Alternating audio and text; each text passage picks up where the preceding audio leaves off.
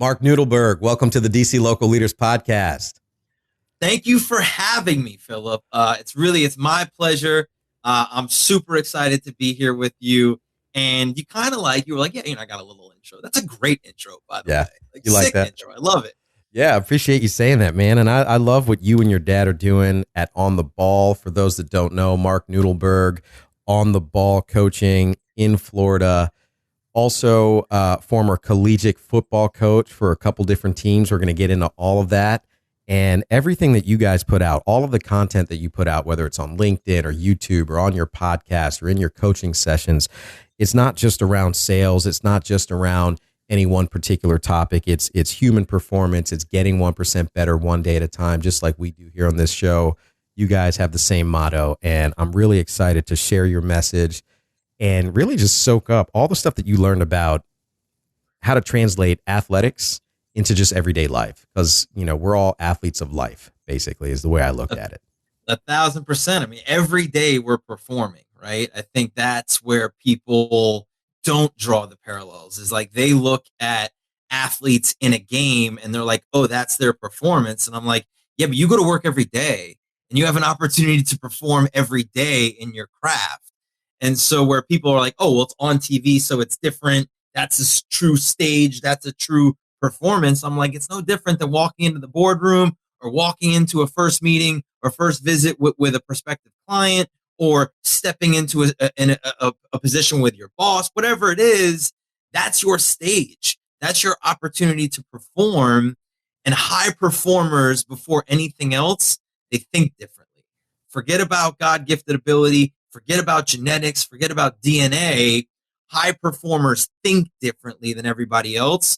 And if it starts in the mind, and shout out to Carol Dweck, was a great book, Mindset, right? But if it starts in the mind, then that's the equalizer, because everybody has a brain. Everybody has the ability to shape their mindset. Then if you have all of the other tools after that, then you could really think about, well, what's possible? But you could have all those tools and not have the mind, and you're never going to reach the potential. Yeah. I mean, you're talking about fixed mindset versus growth mindset, just like she just breaks that entire thing down. I mean, she talked about Michael Jordan and a couple different people. I talk a lot about Andrew Huberman. He's also over at USC. Sure. And actually, I was just reading this morning. This is the 4 Agreements for anybody listening. I'm showing him a picture of Great 4 book. Agreements. Just put out some stuff. Yeah, just about, well, like we said, I didn't realize that for a long time. I thought we kind of just were the way we were. Right. And I grew up. Yeah. Fixed mindset. Fixed mindset. Can't control. Can't change what makes me who I am. Yeah. There's just some people that get to be successful, and then there's people like me. What are you going to do? And there's those cool kids that run real fast and they're real strong and they get to play the different positions. And then there's me, right? There's the successful people in business that know how to do all the stuff. They got the secrets to life when we were back in kindergarten, but unfortunately I had to pee. So, I just missed it. I just don't have it. And reading that book, it really shifted a lot. That and Mickey Singer, Untethered Soul and Surrender Experiment. He wrote these 2 books. He's down in Florida too, in Gainesville, Florida. I say it like Florida's not a huge state and it's just right around the corner from me. I mean, it's not like Gainesville is close to me, but I lived in Gainesville for a little while. So it's a great town, although it's a very small town. Yeah. I mean, and his whole plan, it's an amazing story, but the Untethered Soul was all about the internal voice and those stories we tell ourselves, the things we believe, right? Yep. Just because I think it doesn't make it true. I want to touch more on that mindset for a minute, because that's where I think I started to differentiate from everybody else that I grew up with or was friends with or whatever. The thing that kind of made me different, because I wasn't gifted by any means as an athlete. I wasn't gifted by any means with like some super intelligence, right? Like, I think I was probably pretty average growing up for my entire life, but I grew up in an entrepreneurial family. My great-grandfather was an entrepreneur. My grandfather was an entrepreneur. My father was an entrepreneur. And what that really means to me is it's not about actually owning a business.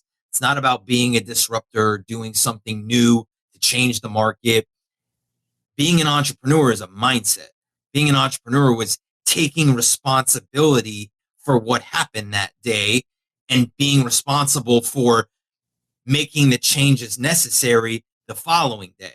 You had a bad day and revenue wasn't coming in. They weren't pointing the fingers at the market. They weren't complaining about how retail sucked, or they weren't complaining about the changes. They were saying, all right, well, we got to do something. We got to get on the phones. We got to make sure we're talking to our customers. We got to invite people into the store. We got to get people here. Taking responsibility for the result was something that I inherited from my family.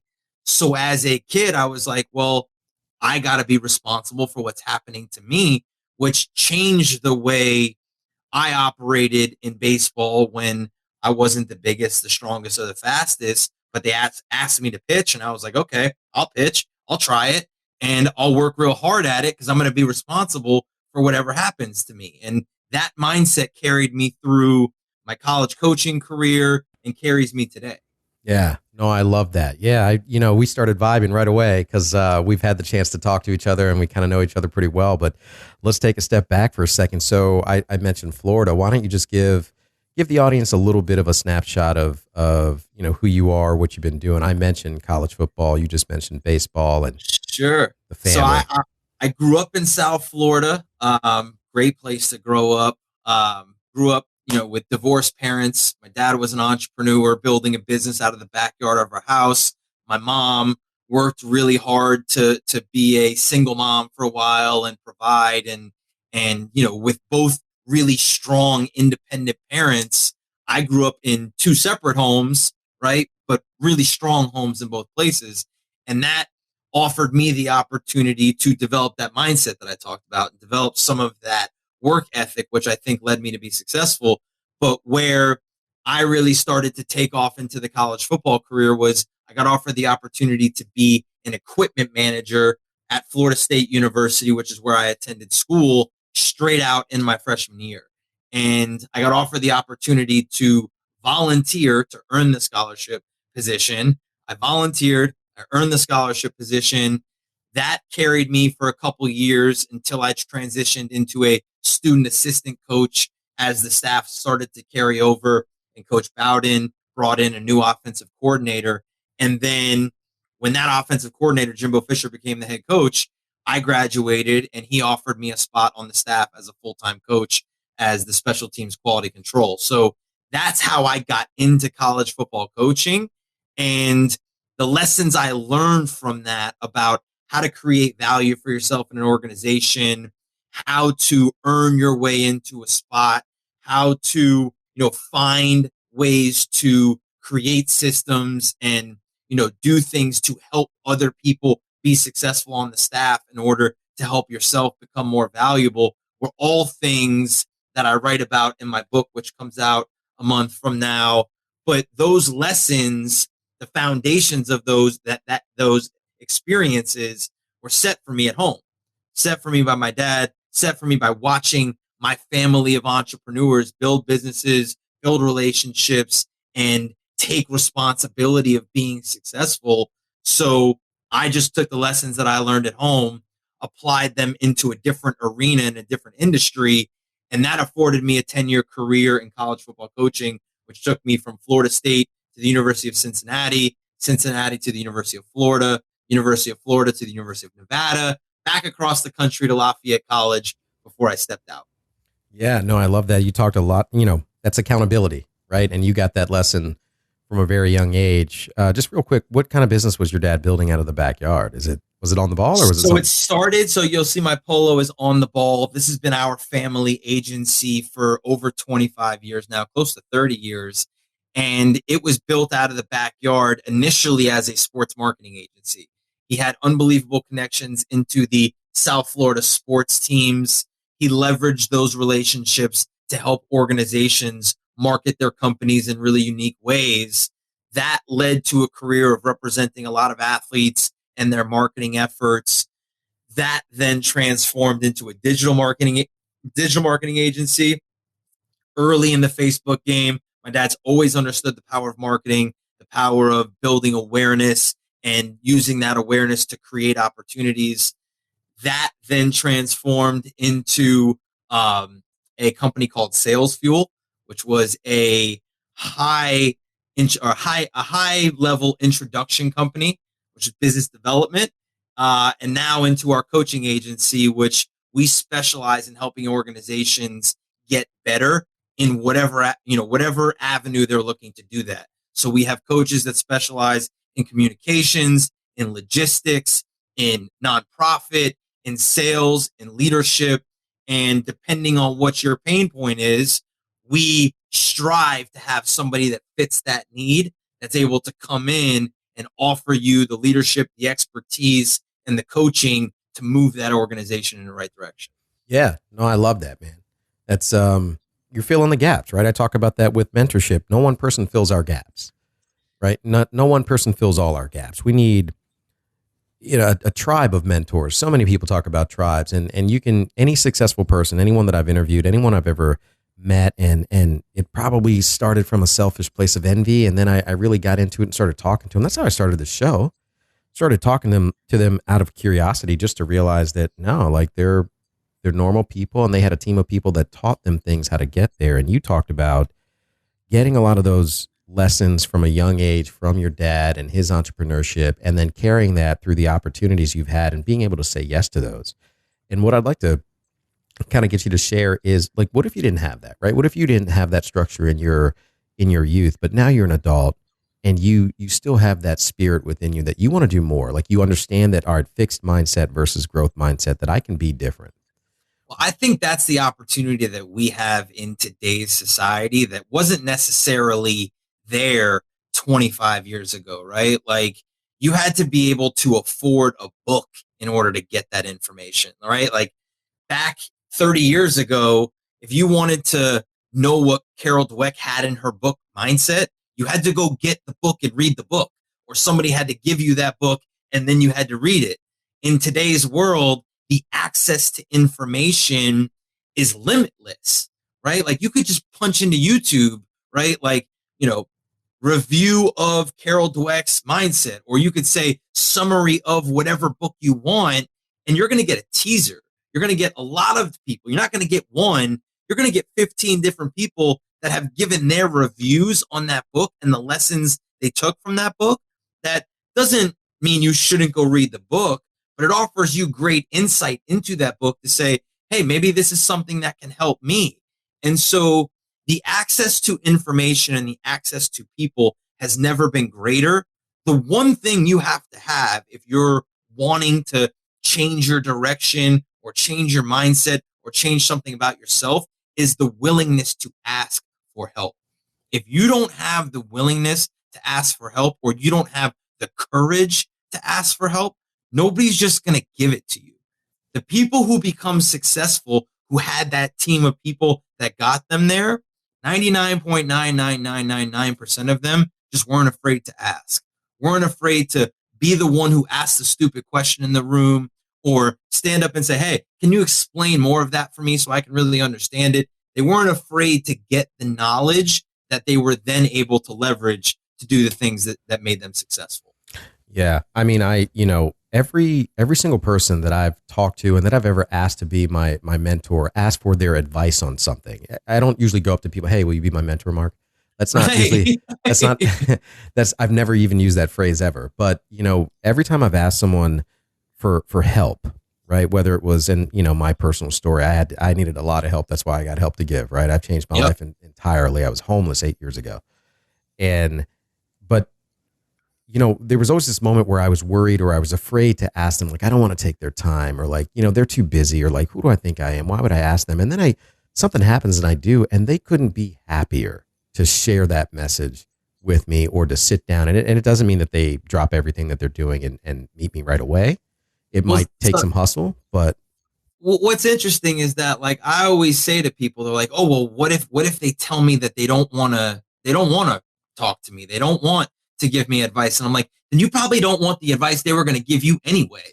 Like, if you ask somebody for, hey, I would like to share stories with you and just be able to, spend some time learning your story and how you got to where you were, and they're like, no, I don't want to do that with you, they're not the kind of person you probably want to learn from anyway. So I think it's really important that in today's day and age, it's not just about being willing to ask, but being careful about who you ask. Like, I like the fact that you said you ask for their advice first before you ask them to be a mentor, because people's advice is based on their perspective. People's advice or perspective is based on what their goals were, what they wanted to do, what their mindsets were. It's coming through their lens. So a lot of times, if somebody's in a position that isn't necessarily that you want to get to, or they got there in a way that doesn't align with your values, they're going to offer you advice that might not be great for you, because following in that path or in that footstep isn't going to align with who you are.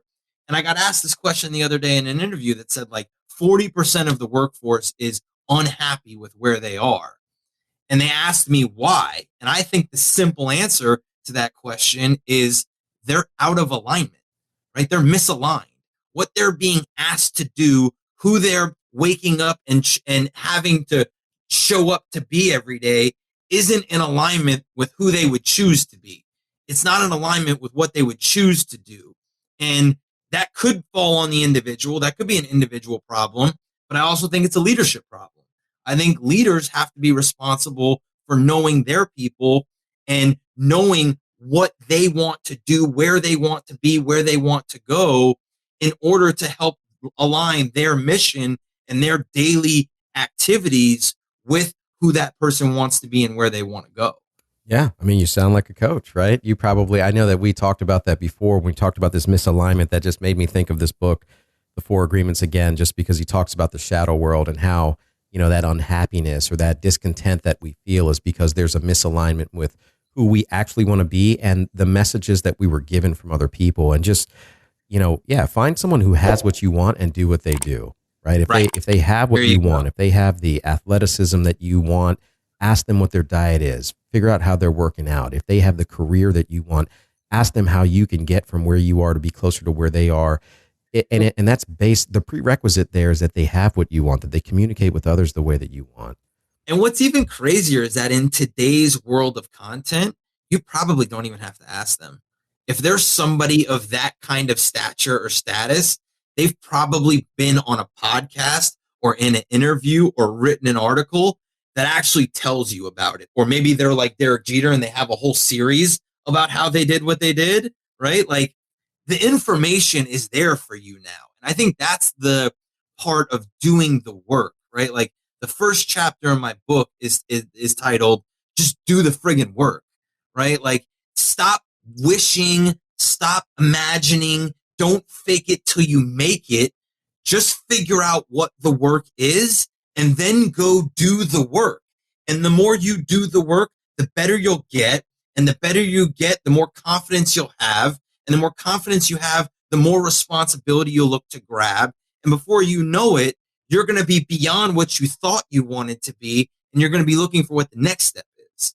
I hate that phrase, fake it till you make it. All you're doing, because you're lying to yourself and that. Right. Subconsciously, that. And I think people conflate that phrase, fake it till you make it, with what William James said, which was act as if. Now, they cut it short. What he said was act as if what you do makes a difference. It does. That complete statement, what I focus in on is act as if what you do makes a difference. The action, the actions you are taking. If you would like to accomplish a goal and the actions you are taking are what lead up to accomplishing that goal, then all you need to do is focus on taking those actions. You should not be worried about whether or not the goal will be accomplished, because these are the actions that lead you there. That's how I look at promotion, right? And that's how I ended up becoming a special teams coordinator in college football. Was I didn't hope to become the special teams coordinator. I looked at the special teams coordinator and I'm not acting as if I was him. I just saw what his job was and said, how much of his job can I do for him? How much responsibility could I take away from him in order to do the work of that job, to prove to everybody around me that I could do the job that needed to be done? Not to take his job. That'd be great if I could, but who knows where the next opportunity is going to come from. And all I want to do is make everybody aware and make everybody and give everybody the confidence that if there was an opportunity, they would look to me to say, he could do it because I've seen him do it. And so that's where, like, people are like, oh, well, I want to be the VP of sales. Start acting like the VP of sales then. start reaching out to that VP of sales and saying, hey, what can I do to help you? Get so good at what you do. And this is where like that work-life balance thing comes in, right? First of all, nothing comes without giving, right? Nothing is free. So there's going to be a cost to everything. Could be your time, could be energy, could be part of what you're already doing. You are going to have to give up something to get something new. So if you want more responsibility from that next role, then you either got to get so good at doing what you do that you can automate it and systemize it for yourself, or you got to be able to delegate it and offer it to somebody else to allow them the opportunity to grow. But you got to add more time to your day to say, hey, I'm willing to put in some extra work to make your job easier and help me develop into the place that I want to be. Yeah. I mean, what I thought about when you were speaking was the saying that I say to a lot of people and like some of my friends, if you follow a cake recipe, you wind up with cake, not steak. Right. So, you know what I mean? So like, yeah, if you want to be that thing, that's find the mentors, find the people, find other VPs of sales, ask them what their process is and then do their process. Right. Right. And I want to go back. So you were talking about, there's so much I can talk to you about, but you're coaching, right? And you talked about how there's a misalignment and it's the responsibility of the leader or the person and I thought about you as a coach. And I know that you and I had a conversation once before because I was asking about the performance of the players. Like, how do you just what if I'm on the team? Not everyone's going to be the Michael Jordan. Not everyone's going to be the Tom Brady.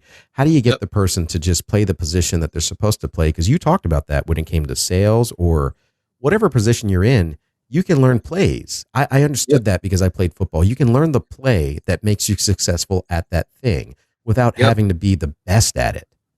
Yep.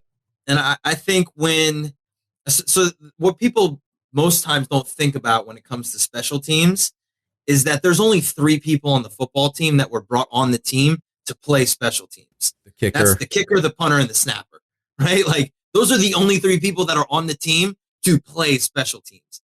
Everybody else that's being asked to play special teams has a primary position that they were brought on the team to play. So this is an afterthought for them.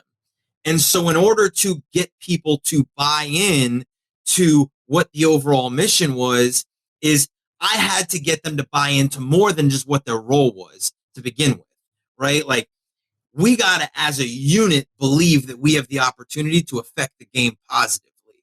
Now, that could be scoring touchdowns. That could be blocking kicks. That could be just kicking an extra point.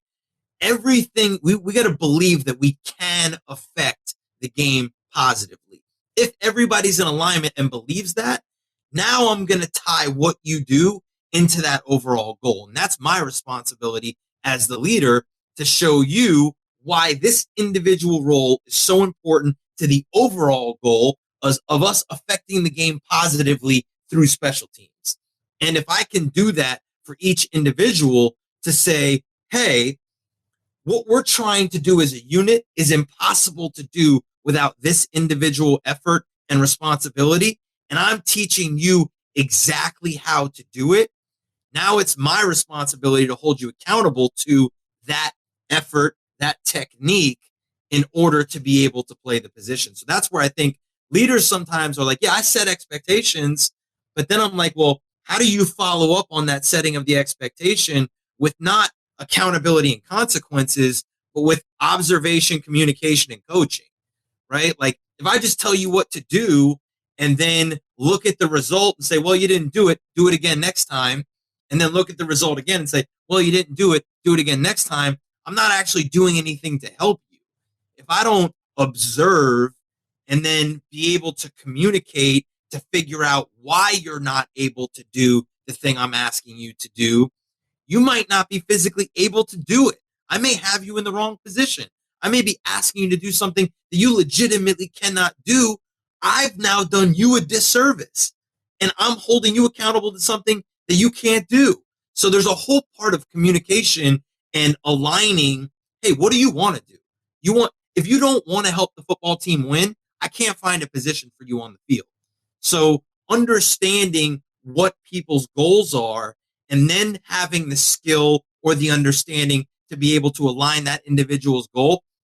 Well, coach, I just want to be the best player I can be. Excellent. I'm going to show you how your skill sets then can offer you the opportunity to be the best player you can be that fits into this entire system. Or, coach, I want to score touchdowns. That's all I want to do. If I don't put you in a position to score touchdowns, then I'm the one who's dumb because you told me what you wanted to do, and I'm asking you to do something that isn't in alignment with who you are. I got to go find somebody else to fit that role that's not going to score touchdowns. Yeah, I mean, it's holding people accountable. And let me give it to you in a business sense real quick, right? Because that's a lot of football terms. Not everybody's a sports fan.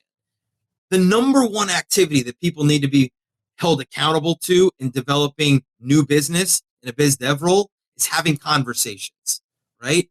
If I have a business development person that isn't interested in having conversations, who's the one that's wrong? Is it me or is it them? Right? Like, here's the number one metric. You got to have conversations. I'm not a person who likes to talk to people. What are you doing in this role then? You know what I mean? Why have we put you here? We're setting you up for failure. Yeah, you know what? I'm before doing this, I was a sales guy, and there's so many people that are in that industry, and they're like, yeah, I just don't want to talk to people. Or they're like, I don't want to go to that. I don't want to go to that association meeting. Or, even the cold call was like, yeah, I just don't like talking to people on the phone. I'm going to send a bunch of emails instead. It was like, well, that's not, you can't. Eventually you're going to have to talk to somebody. Like, yeah. I'm not a proponent for cold calling by any means, but whatever tactic you're using to get people's attention, the ultimate goal is to convert it to a conversation. Because in today's world, if you have buyers that are willing to buy without conversations, they don't need you. You don't have a job then. It's your job to go get the people who need the education, who need the relationship, who want those things, and turn those things into opportunities. So if you're not willing to have conversations, it's going to be really hard for you to be successful in a business development role in today's world. Doesn't mean you don't belong in the organization, but maybe you should be on the tactical side of marketing. Maybe you should be in an analytics role. Maybe you should be in an internal role where you're facing teammates and helping teammates be successful. What doesn't mean that you don't belong on the team. We just have you in the wrong position. Right. Yeah. You're trying to be the quarterback when you're a better lineman or whatever. And that's the leader's role. Like, not everybody has self-awareness. It's our job as leaders to help people develop their self-awareness so that we can make the organization successful. Yeah. So let's talk about the actual individual, though. So, like, if you are that person, I want to talk to you. I mean, you got a lot of energy. Both of us do, right? Yeah. And so I want to talk about, like, the individual routines and the accountability of the individual of what we can be doing for ourselves to set ourselves up for success in that frame of mind. What time do you wake up? I mean, I put in the time and the energy to developing my mindset and taking the time out for myself that I need in order to start my day so that I can be as productive as possible. What are some of the things that you found helpful for those high performing athletes and then those high performing people at, in workplaces? Is that they have a routine, period, right? Like, you can't not have a routine because routine creates rhythm. Rhythm creates a cadence that you're able to follow. And once you're in that rhythm, you're able to operate without thinking. The hardest part of waking up early to work out is not having a workout written for yourself, not knowing exactly what you're going to do when you get up, and the alarm goes off, and now you're trying to think about what you're going to do next. What makes waking up early easier is having an exact set process of what you want to do as soon as the alarm goes off. I'm going to turn the alarm off. I'm going to put my feet on the floor. I'm going to go brush my teeth. If I can get to that point, now I can go make the coffee. I can get dressed for the gym. I can get to the gym. I can get in my inbox. I can write. I can read. I can meditate. I can do any of those other things. But I got to have some kind of system and routine that allows me to operate without having to think all of the time. We had a term in football that we used to say, clear mind, fast feet. If I'm thinking, I'm not playing fast. If I'm thinking, I'm slow. So how do I, number one, develop a process or a routine for myself that gets me out of thinking and just into executing? And so, like, you don't have to wake up at 4 o'clock in the morning if that's not who you are. You do have to wake up early, though, right? And early is whatever's early for you. Early could be 6 a.m. Early could be 7 a.m. Early could be 9 a.m. if you're working till 4 o'clock in the morning, right? Like early is early to whoever you are in your routine, but you got to have that routine. And so experimenting with the things that might help you, like The Saint, the Surfer, and the CEO is a great book, right? I read that early on in my professional career. It's Robin Sharma. And some of my big takeaways from that were like, get comfortable with your thoughts, get comfortable with that inner dialogue, get comfortable hearing that voice, practice gratitude every day, have a grateful mindset, and wake up early. Like figure out what early is and be the first one in, get a workout in before other people, but get something done before everybody else because of the sense of accomplishment it's going to feed you compared to everybody else. And then that feeds your mindset. So like to me, we say it starts in the brain, but your brain is looking for input for that mindset. So you got to feed it things. You got to feed it content. You got to feed it activity. You got to feed it affirmations because your brain is just looking to prove whatever you tell it correct. That's it. Yeah. All day it's got a lens on that says, you told me I suck. I'm going to look for everything that points to the truth of you sucking, and I'm going to validate that. If you say I'm great, all your brain's going to do all day is look for the validation of you being great. Yeah, the reticular activating system. It's the brain's filter. It's there for a reason, and it does just that. It looks for other opportunities. If it thinks, when you buy a blue car and you see all blue cars, that's not because everybody else bought a blue car. It just let that information in.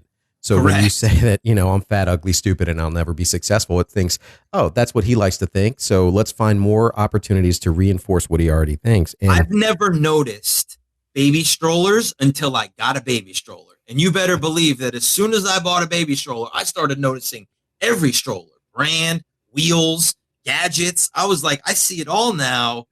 It wasn't because those strollers weren't there before. It's because I bought a stroller. That information got put into my brain, and now it recognizes it every time that it sees it. That's the way our brains work. Yeah, we can't possibly take in everything, or even we can't be aware of everything that we take in at all times, right? And I love, Correct.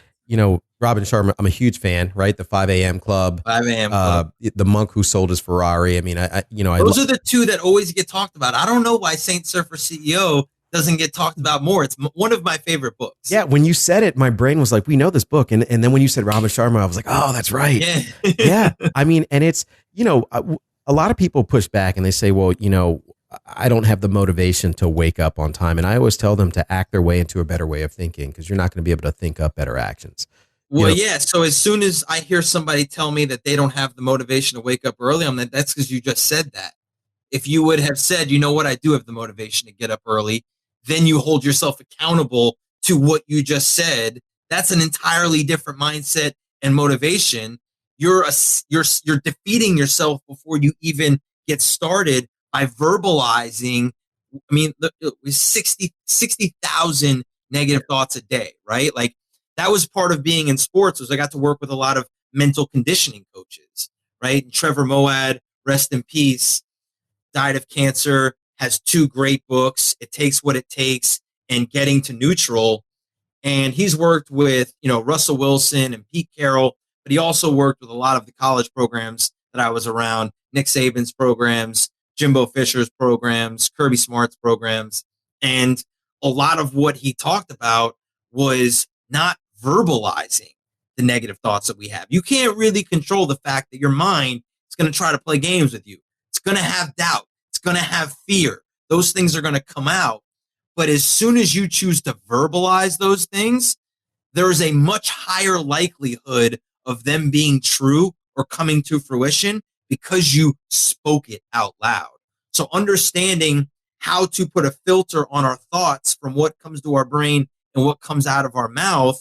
And instead of saying, wow, we really suck, we can say, wow, we've had a bad stint.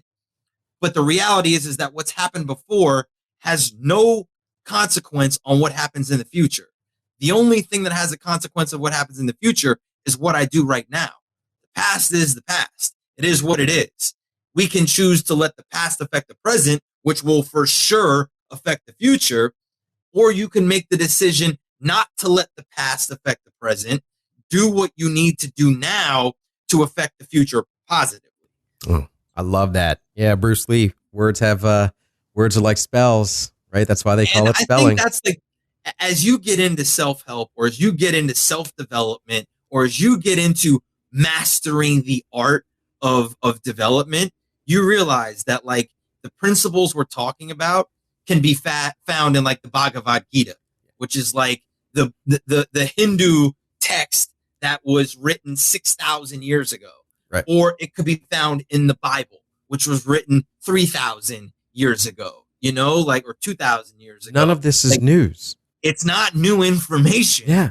It's just repackaged Yeah. over and over and over. And the more people that adopt it, live it, and understand it, then say, well, I got to share this with other people because I can't be the only one who knows this. Yeah. I mean, that's why you wrote your book. That's why I developed the whole human method. I mean, it's all the same information that, the idea of just picking a time and waking up and feeling accomplished. Make your bed every day, right? Right. Slow is smooth, smooth is fast, right? Like we get this message all the time. It's not, none of it is news, but someone that listens to you may not listen to me, right? So we both need to be saying it because we all have our tribes, right? We have our community. Well, and I think the other thing is that we live in a world that has a ton of inputs, right? There's notifications and there's TVs on, there's screens on everywhere. We're constantly being inundated with information. And the reality is people could say, oh, well, I don't have habits. No, you have habits. You just didn't choose to form those habits. That's right. They were formed for you. That's right. And as soon as you take the responsibility of forming your habits, or you can say, well, I don't really have a mindset. I just kind of operate. No, you have a mindset. You're just not in control over what your mindset is because it's being developed by everything that's happening around you. So taking responsibility for the things that are around us, the routines and the habits that we have, and the way we think and what we say, if we're just willing to start there, right? And I always say that like people get, it's leadership. I'm in a leadership position. Leadership is a lifestyle, not a title. Right. So if you're willing to lead yourself first, then you can offer yourself the opportunity to lead others. But leading yourself first means being responsible, taking ownership over all of the things that are within your impact, and also having some candor with yourself and speaking honestly to the person you see in the mirror about what's really happening.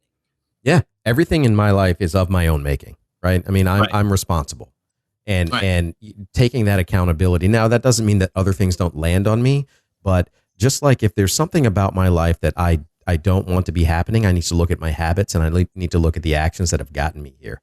And that's there's a story from my book that I talk about. I was at the University of Cincinnati. I was 27 years old. I was probably the youngest coordinator in Major Division I football.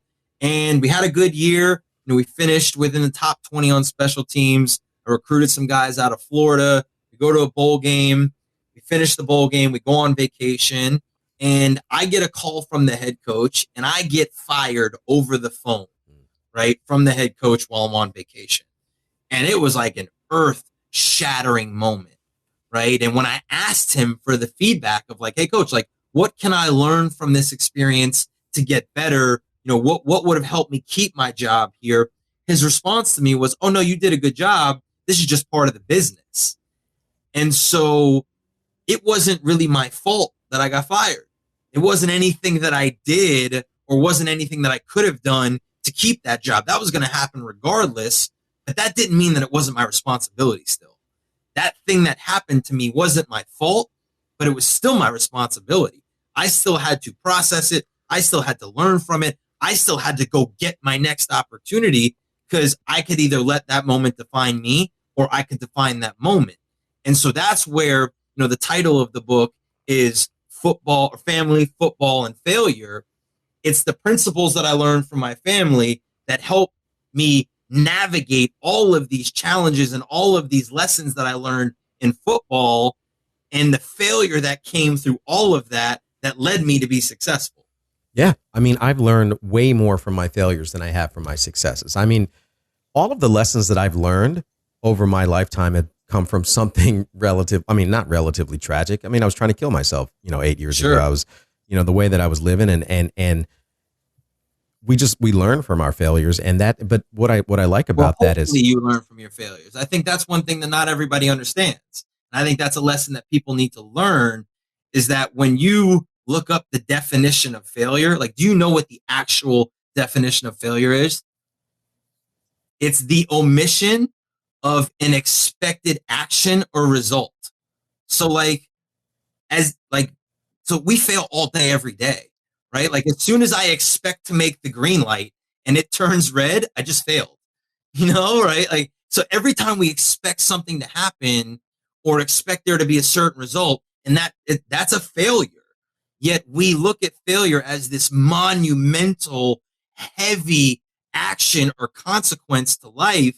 So if more people learn that failure was something to live with and something to expect and something to feed off of, essentially, because failure offers you the opportunity to get uncomfortable, to analyze it, to review it, to learn something from it, and then apply those lessons moving forward. That's the real difference. Is it's not that people just get lucky on the first stroke and go on to be successful their entire lives. The people that tend to be the most successful have failed the most times and figured out from those failures how to then continue to become successful. Yeah, and that's what we mean by resilience, right? It's the ability to bounce back from challenges or adversity. And we become more resilient over time the more that we have adversity. And look, like, you get stronger the more you lift weights. You get faster the more you train. You get smarter the more you read. You become more resilient the more you deal with adversity. That's just the nature. It's just another muscle. It's just another skill. And so, like, I applaud the leaders who are constantly putting their people in uncomfortable positions to build resiliency and to teach them how to overcome adversity, because they know that's going to serve that individual and that organization in the long run, even though it might not make them the most likable person at the moment. Yeah. Well, look, we've kind of organically talked about pretty much everything that I like to talk about on the show. We've said, I mean, I don't think anyone listening to you is going to be able to miss that you're a grateful person, that you practice gratitude in your life, that you've got a lot of energy. We talk a lot about mindset, and look, we have 70,000 thoughts per day, right? 90% of which are going to be repetitive. So if we can take control of what those thoughts are, and you talked about the power of saying things out loud. I'm a big I am statement person, right? Whatever I put after I am is incredibly important, because that's how I identify myself with. And then my reticular activating system is listening to what I say, and it's going to go find that stuff. Right. So, like, I want to be very deliberate about that. That's right. And I love when I talk to you, because we share a lot of the same reading and the mindset, but there's one question that I ask everybody that's been on the show, and that's of a jumping off point. Now, you shared something with us, but I don't know, maybe there's something different. So when I say jumping off point, I mean a moment in time where you can no longer continue doing what you're doing, but you may be uncertain of what to do next. And that may be a time in your life where you were physically in pain, emotionally in pain, or both. But looking back on it now, you wouldn't change a single thing about it, because without that experience, without that event, without that challenge or adversity, you wouldn't either be the person you are, have someone in your life that you do, have a perception of the world around you that you do, some fact of your life that you're grateful for wouldn't exist without that. So I look at my career as having always been a coach, but just coaching in different arenas. Changing arenas was a moment that was very scary and very unsure. I was positive I could no longer be a football coach, because I knew I wasn't willing to pay the price and sacrifice what I needed to sacrifice in order to do the job the way it needed to be done. So as soon as, in my mind, if I'm not willing to give it everything, as soon as I feel like I'm going to start cheating the system, I know that this isn't a place for me. So I knew that wasn't the place I was going to be in the coming year. Or I knew it wasn't going to be in that arena. but I had no idea what arena it was going to be in. I had no idea what the future would look like. And having spent the previous 14 years of my life with a very clear direction and where I was going and what I was working towards, to think that I was going to move that North Star and I didn't know what the next North Star was going to look like was a very scary moment for me. But thank God it did, because it pushed me to all of these new opportunities, pushed me to learning all of these new skills, being able to impact people with a far greater reach than I was as a college football coach. And it led me to meeting you. It led me to me being here. And none of this happens without that moment. And so while I dealt with that, and there were plenty of sleepless nights and moments that I was laying there in bed, like, should I go back? Did I make a mistake? What am I doing? Like, I'm starting all over. This is crazy. Thank God for that moment, because I'm where I'm at today. Yeah. And you stayed the path. I mean, I think I've had multiple nights like that, recently, but we just stay the path. And I think it's really important that, like, people hear that I've never done anything alone. Never anything. Right. Like, I'm so thankful for my wife. I'm so thankful for my family. I'm so thankful for my dad, my mom, because they've always been there to listen and either encourage to continue or support in changing, right? Like, they've never said, no, you have to do this. They've truly listened to me and say, hey, what I hear is that this sounds like what you want to do. And if that's the thing you want to do, then you have 100% of my support and you'll be great at it. So, you got to have the right people around you. You got to have the right inner circle and the right support system. Yeah. Something you were saying earlier about, I think of diet as everything that we put in our body. It's not just the food we put in our mouth. So it's everything that we consume. It's the energy of the people we surround ourselves with. It's the stuff we're reading, the stuff we're listening to, the stuff we're watching. That's a healthy diet. That's a healthy human diet. And It sounds like, you've had people in your life and you've been able to develop a process in which you maintain a healthy diet of everything that you consume. I like to look at myself or other people as just monitors, right? Like, they're a computer monitor, they're a TV screen, and what's coming out of that TV screen are all of the plugs that have been put into that TV screen. If the TV is not plugged into the wall and it's not connected to some kind of device that can stream or play, or a cable cord or something that can put out information, it's just blank. It's just a blank screen. So you got to look at people as they're not necessarily choosing to portray what's coming. They've got all of these inputs that are coming into them. And as leaders, it's our responsibility to figure out what those inputs are to help them get the right things to come out. Yeah, absolutely, man. Well, Marc, I really appreciate you being here and sharing your message. And I look forward to meeting you. My pleasure. I really appreciate it. Yeah, and I look forward to meeting you in person at some point, man. We need to make that happen. Get on down to Florida. Let's do this thing already. Yeah, I will. I think I'm all done with DC. Yeah, let's go. That's what I like to hear. We got to partner together. We'll get what part of Florida are you guys down in there with you and your dad? Fort Lauderdale. We'll get Airport is 15 minutes away from my house. So all you got to tell me is that you're landing at Fort Lauderdale Airport, and I will be there. Yeah, 100%, man.